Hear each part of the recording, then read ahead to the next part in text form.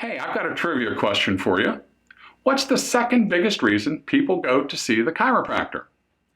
Hi, I'm Kirk from Weber Chiropractic. And I've been doing this for almost 40 years. And I grew up in a chiropractic family, so I've been around chiropractic all of my life. And the answer to that question surprised even me. The second biggest reason people go to see a chiropractor is for the shoulder. Who knew? So that made me think that maybe we should spend some time talking about the shoulder. So the shoulder is the most movable joint in the entire body. You can move that shoulder a myriad of different directions. But the shoulder movement comes at a price. Because the shoulder is so mobile that some of the structural ability to maintain the integrity of that joint is lost. It can be damaged very easily, very quickly. So we have to be very, very cautious with what we do and how we do it, because we can set problems up without even doing a trauma, without a fall or an accident. And so many patients come into the office and they say, well, I didn't do anything, doc. I just reached up for, a cup off the top shelf. How did this happen? Well, it didn't happen as you just reached for that cup. It's been something that's been brewing underneath for a long period of time that finally happened as you reached up for that cup.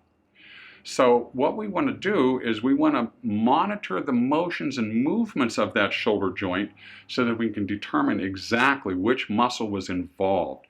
It may not be a rotator cuff. It may not be a bursitis, despite what other doctors or other folks may tell you. It may just be a pinched muscle in there.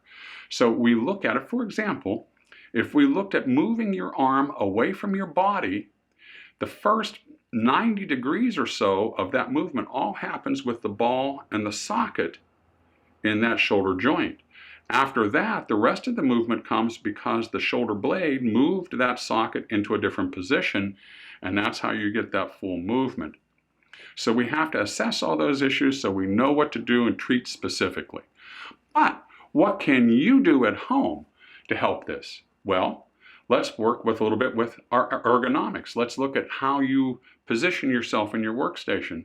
Are you seated too high for the computer screen, too low for the computer screen? Do you need to move the keyboard height? Let's go ahead and go after some proactive nutrition. Let's use some turmeric to reduce inflammation. And how about some glucosamine and chondroitin to help maintain integrity of those ligaments? And lastly, if you do come into a shoulder issue, let's try to use some exercises that we kind of use this one. To me, it looks like something from the Village People. You're going to make a Y, a T, a W, and an L.